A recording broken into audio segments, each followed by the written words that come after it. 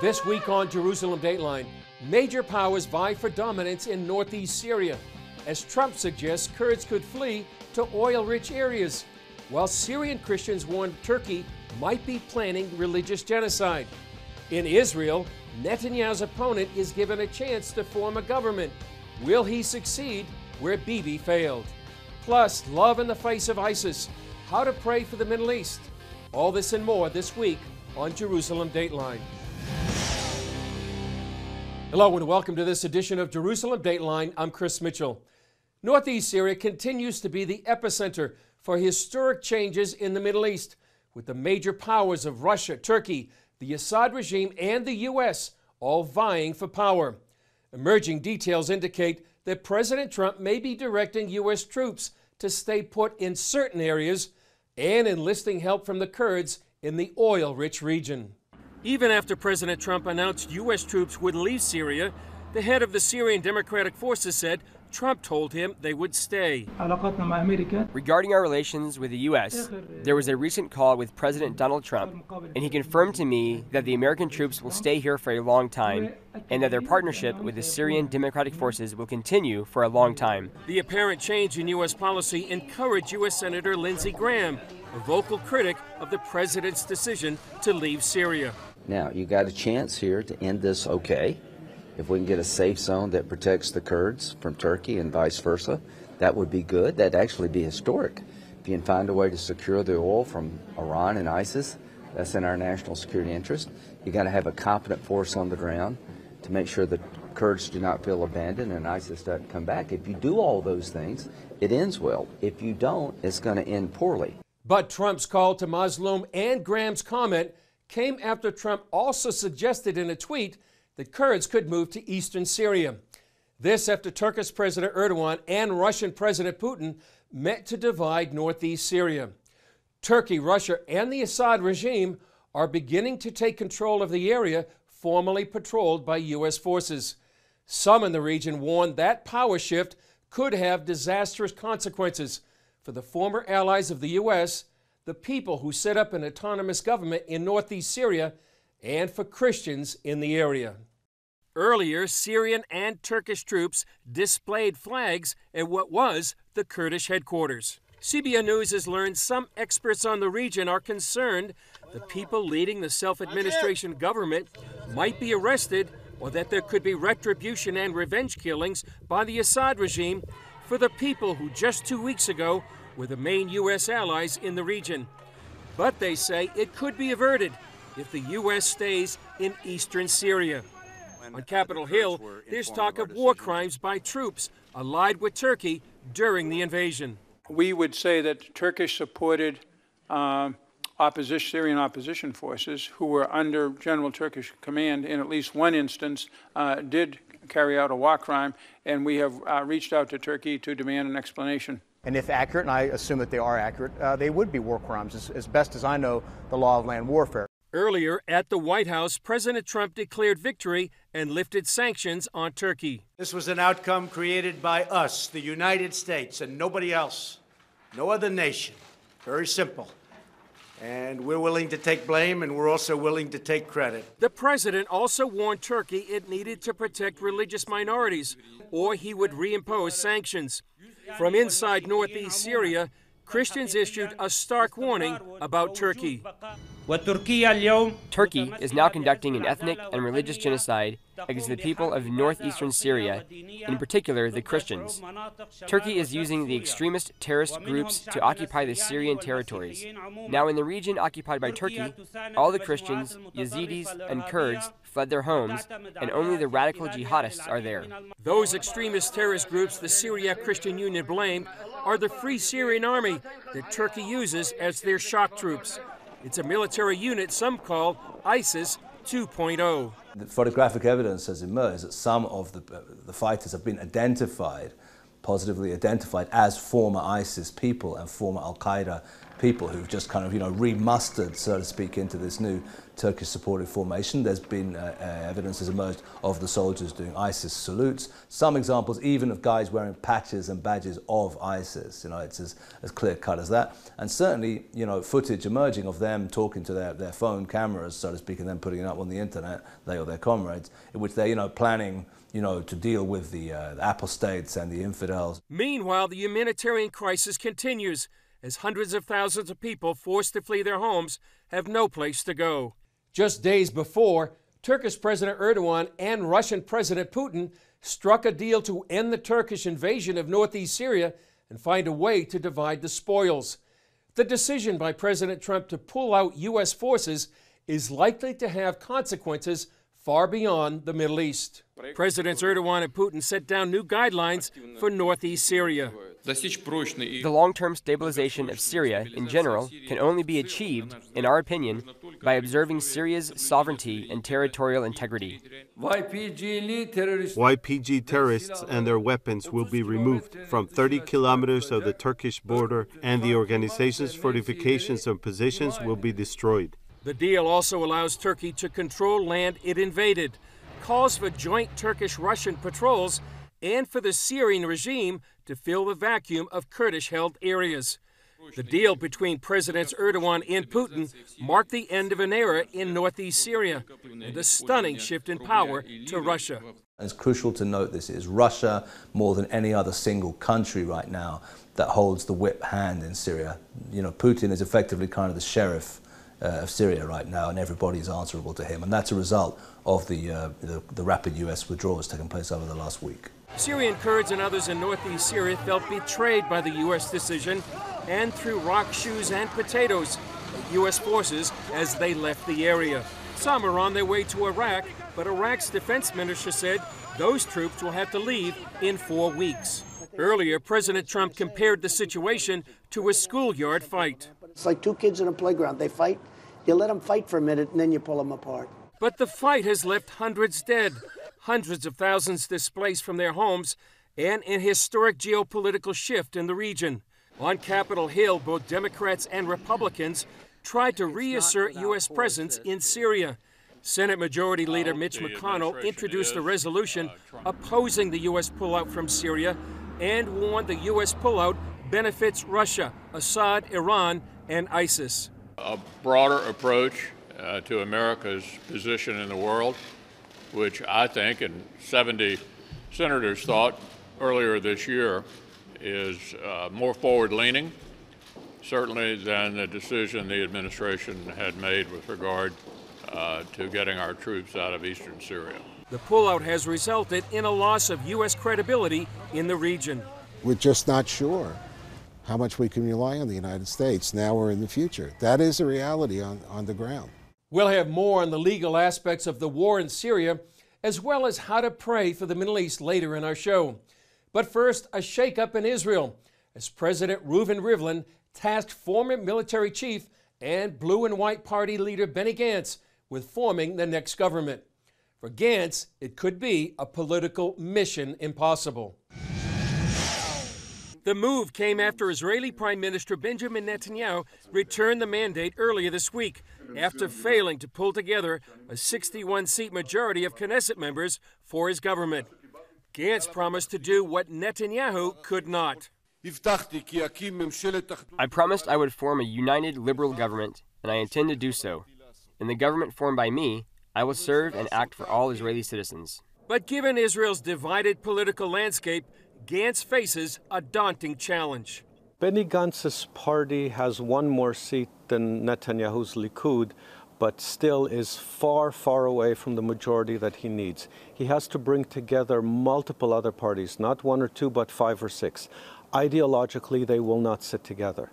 So this is not just a numbers game of reaching a majority, it's also an ideological game, which Netanyahu failed at and which doesn't look like Benny Gantz will be capable of succeeding at. Gantz has 28 days to form a government. If he fails, it's likely Israelis will head to the polls yet again for the 3rd time in less than a year, possibly next March. Coming up, back in northeast Syria, a story of fighting, miracles, and a plea to the American people from the front lines. Roman soldiers destroy the Second Temple of Jerusalem. Centuries of eyewitnesses say the temple treasures survived. But where are they? They went from Jerusalem to Rome, Rome to Carthage, Carthage to Byzantium. Historians are silent about what happened to it next.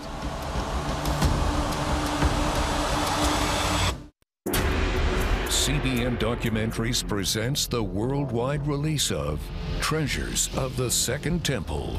So does it still exist today? A story of mystery.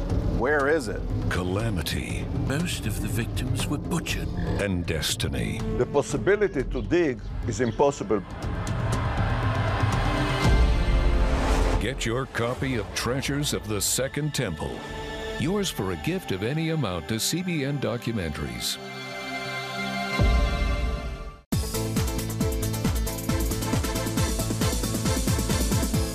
Christians around the world are standing with the Israelis. But why? In CBN's free magazine, Friends of Israel, you'll discover why Christians are supporting the Jewish state, how Israel is fulfilling prophecy as a light to the nations, and ways you can pray for the people of Israel. Israel needs the support of friends like you.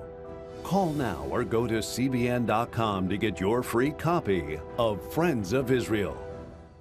Watch breaking news, in-depth exclusive stories and programs, from health to entertainment, you won't find anywhere else. The CBN News Channel, a perspective you can trust. Enjoy credible news reporting from around the world. Discover inspiring programs and stories of hope, all in one place, from a Christian perspective. The CBN News Channel, a perspective you can trust. Check your local listings or visit cbnnewschannel.com. Hey, if you're tired and exhausted all day, you can't think clearly, and you really just need a cup or even a pot of coffee to get through your day, then join me, Dr. Josh Axe, for this new series where I'm going to teach you how to transform your diet and use essential oils and supplements to get a better night's sleep. Get Protect Your Sleep and live your best life with innovative information from 5 leading sleep experts. If you're not a great sleeper, you can do things to make yourself a great sleeper. If you're already a pretty good sleeper, you can enhance your sleep and be even better. Discover a sleep-enhancing bedtime routine, how to put insomnia to rest, learn how to relieve pain that disturbs sleep, and much more in Protect Your Sleep. Everything you do better with a good night's sleep. Wake up to your best life. Call 1-800-700-7000 to get your free DVD or booklet of Protect Your Sleep today. Don't miss out on this brand new series. As we said earlier, even during the ceasefire, CBN News contributor Chuck Holton says there was still fighting in parts of northeast Syria. He's with the Free Burma Rangers working to help the victims of the war. CBN's Heather Sells has more with Chuck, including the story of God's miraculous protection. Turkish-backed Syrian fighters are taking control in Serikani right now. That's on the border between Turkey and Syria. CBN News contributor Chuck Holton is there with the Free Burma Rangers, providing medical care to anyone who needs it. Many of the homes inside Serikani have been set fire to, from what I'm told. We can see the smoke in the distance. There are still sporadic bouts of fighting in this area between the FSA forces and the Syrian Democratic forces. There are also mortar attacks and bombs from drones being dropped. There are drones overhead from Turkey almost at every moment. It's really changing the way that the people here live. They're afraid to go outside. Many people are just trying to survive, says Holton. It's tough to even find food. The supplies have been running out of just about everything because most of the supplies came from Turkey. People here still can't believe that the U.S. has pulled out of the region. Free Burma Ranger Dave Eubanks is overcome with emotion, caring for the baby of parents who fled. When I saw this baby,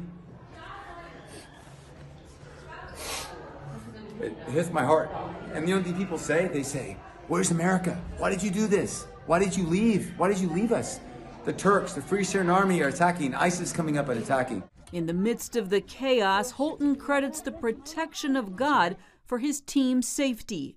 Just before we got in the vehicles, the gun truck and another machine gun and some dismounted infantry came up on a berm and opened up on us, and it was an absolute miracle that nobody was hurt. I watched a couple of our guys that were up against the berm with bullets ricocheting off the dirt all around them. They were untouched. Our vehicles were untouched, which is unbelievable. And he's asking for prayer that they'll be useful. We're not here just to come see the war. We're not tourists. We're here to help. Heather Sells, CBN News. As you saw in Chuck Holton's report, he's working with Dave Eubank and the Free Burma Rangers.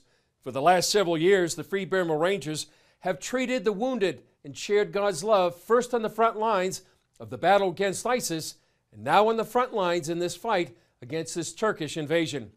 Here's Eubank's description of what's happening there in northeast Syria and his appeal to the American people and how they can make a difference. Here in northeast Syria, we just came out of Ras Al Ain, Sarikani, where the Turks and Free Syrian Army had pounding and surrounded the Kurds and civilians. We got all the wounded and civilians out, which is a blessing. I thank God for this humanitarian corridor, but now we need to do more. We as a country made a mistake. We lied to the Kurds and we betrayed them. We told them to move their defensive positions and allowed then the Turks and the Free Syrian Army to come in and slaughter them. People have been asking me, why did you leave us? And so my appeal to the American people is this. First, pray. Pray. This world is big enough for everyone to share. There is a way to compromise and find a way. And the U.S. needs to stay here. The U.S. cannot solve the problems of Syria or anywhere else. But right here, we create a space where the Kurds and the Arabs, the Christians and the Yazidis and others can work something out, and they were. There's no guarantee it'll work, but guaranteed it will fail if you leave. And right now, this was an emergent, small democracy of a mixed ethnic religious group that got along with each other. But they needed us in the middle to help hold that together and to keep ISIS down. These people fought and defeated ISIS here, but to keep them from rising again, the U.S. needs to stay. Also, to stop Assad and his dictatorship to taking over this whole country. And the Iranians to come up as well here, which is not their country. So here, we have a chance with only a few soldiers and will to not only be true to our friends, but help people maybe get along. And so my appeal is, America, please come back and stay with what you got. Dave Eubanks, God bless you in Jesus' name. Up next, who's responsible to help when a genocide is taking place? Is the U.S. obligated to help the Kurds and Christians if Turkey commits genocide? CBN Israel, standing with Israel and blessing God's people. Join us. Get breaking news from the Holy Land. Witness biblical history uncovered. Learn the true story of Israel through groundbreaking films. Help Holocaust survivors and other Israelis in need. Be part of the redemptive story God is telling through His chosen people. CBN Israel. Together we will stand. Join CBN Israel today.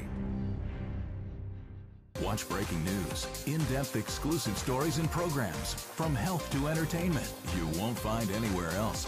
The CBN News Channel, a perspective you can trust. Enjoy credible news reporting from around the world. Discover inspiring programs and stories of hope, all in one place, from a Christian perspective. The CBN News Channel, a perspective you can trust. Check your local listings or visit cbnnewschannel.com. Hello, I'm Dr. David Perlmutter, board-certified neurologist and #1 New York Times best-selling author. Wouldn't it be great to boost your energy, eliminate brain fog, and even reverse brain disease? Well, you can, and I'm going to show you how, along with some of the world's most well-respected brain experts, in this DVD, Protect Your Brain. Get Protect Your Brain, a free DVD only from the Christian Broadcasting Network, featuring experts on the cutting edge of neuroscience and brain health. No matter how many times you've failed in the past, you really can do this. In Protect Your Brain, you'll discover simple strategies to keep your brain young and healthy. Improve your memory. Discover the gut-brain connection. In Protect Your Brain. Get your free copy at cbn.com or call 1-800-700-7000. If you want to improve the quality of your life, get the DVD Protect Your Brain and get it today. As we've heard, many Christians are fearful that Turkey will commit a religious genocide against them. With U.S. troops still in the area, what would be their legal and moral responsibility or limitations to intervene in that case? I talked with Israeli lawyer David Benjamin earlier about the implications in international law. What is the culpability of U.S. troops if they're close to what could be described as either ethnic cleansing or genocide? There are actually two questions here. The question is, believe it or not, if it's even legal to use force for the prevention of ethnic cleansing or genocide, because the general principle set out in the UN Charter is that states may not use force in the conduct of their international affairs. That's the general principle. Now, there are exceptions. The one big exception is if you get an authorization from the United Nations Security Council, which will take its decision in the interests of international peace and security. And the other, sometimes a little bit more controversial, is self-defense. So you're entitled to defend yourself even without a UN Security Council authorization if you are under armed attack from another state. Now, what we're talking about here is essentially what's become known as humanitarian intervention. So you're not defending yourself as such. What you're doing is actually intervening on behalf of civilians of another state or of a foreign group. Is that even legal? And actually, the precedents we have for that are quite recent, but they're not to be contained in the so-called black letter law. Of course, if the UN authorizes action, that's fine. But the question is, what if the UN doesn't? And now we have the example of Kosovo, where NATO got involved and unilaterally acted to prevent ethnic cleansing in Kosovo. So there is a precedent. And in the world today, it's generally accepted, certainly from a moral point of view, that that would have been justified. But it's not clear-cut at all if it's even legal. So it's very unclear legally what, if anything, the U.S. troops, now they have left, but not totally out of Syria, if they see that war crimes and genocide, ethnic cleansing might be undertaken by Turkish troops and their allies. So there is a possibility that they could come back to help. Well, of course, that's strictly legally, speaking as a lawyer. Of course, there's a question of the moral or ethical obligations which run far deeper, I think. And I think maybe in certain situations you do the right thing and you worry about, send your lawyers in afterwards to explain why it was legal. I just think that the US, even if it has a very small contingent, can actually pack a very heavy punch. For the simple reason that nobody, at least most states in the world, will not be in a hurry to pick a fight with the US. So they have to realize that they have a very strong leverage, even with a small force in Syria. Still ahead, love in the face of ISIS. Prophecy thousands of years old. We were called to be a light to the world. Being fulfilled today. Discover how. Get to life. Call 1-800-700-7000. We consider it our duty to reach out and help others around the world. For a gift of $10 or more, you can own the acclaimed CBN documentary To Life. Just call 1-800-700-7000 or log on to CBN.com.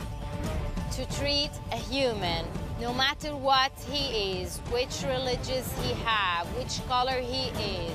This is what I'm doing. See how the people of Israel are fulfilling prophecy. History is being written, and I want to be a part of it. By sharing their knowledge. In Africa, in Asia, in South America, in East Europe. And their love. This is how we work.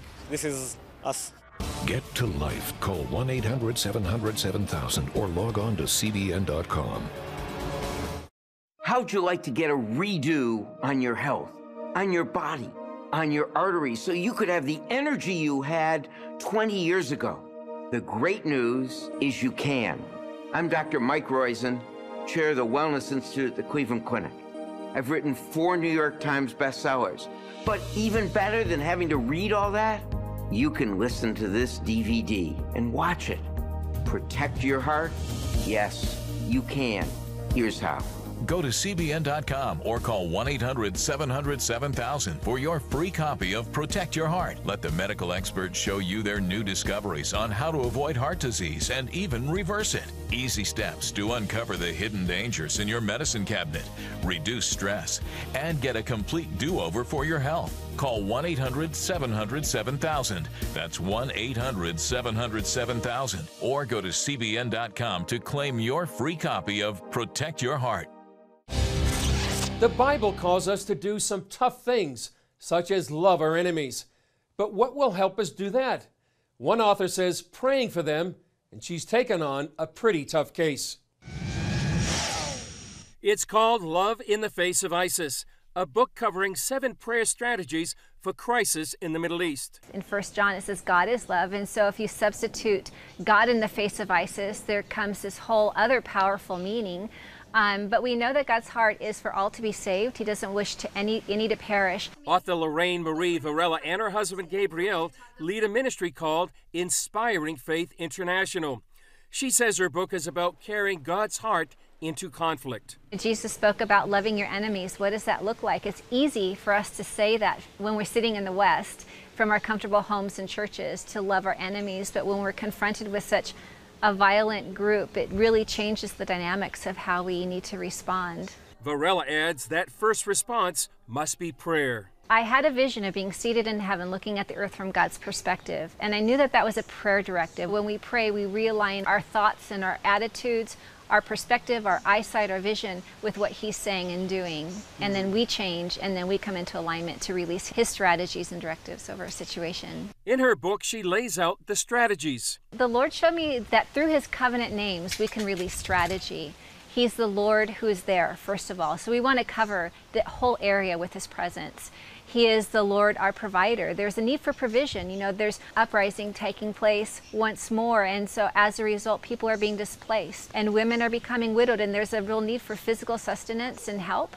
So there were 7 different covenant names of God that He led me through to release His love over the situation, over people. Those names include the presence, the armies and protection of God, as well as perseverance for the people of God, and provision, healing, and peace of God. What I love about the book is that 1, it awakens people's hearts for the situation in the Middle East, but 2, it awakens their hearts to what God's purposes is over them and their families and their own life situations. So all of those covenant names of God, they're applicable no matter where you live and what your situation is. Varela sees it as a boomerang effect. When we pray for the needs of others, God brings that blessing back to us. And so if I want to pray for His presence to be very real in the Middle East, and I'm dedicating my time to doing that, He's then bringing His presence back on my home and my family. A film version of the book based on real-life stories is also in development. It will focus on the struggle of 2 Iraqi brothers torn from their family who fall into a gang controlled by ISIS. The purpose of the film is to bring encounters for Muslim people with the heart of Jesus. And that can happen in a movie theater, that can happen in your home watching the DVD, but it's to bring encounters in His presence to be real. And for believers to have an awakening of the need to be praying for our brothers and sisters and those in the Middle East, and just to have a heart change. Varela's plea for prayer is a timely reminder about the current crisis here in the Middle East. Please pray this week for those suffering people caught in the crossfire, and for wisdom for President Trump and other leaders. Well, that's all for this edition of Jerusalem Dateline. Thanks for joining us. Remember, you can follow us on Facebook, Twitter, Instagram, and YouTube. I'm Chris Mitchell. We'll see you next time on Jerusalem Dateline.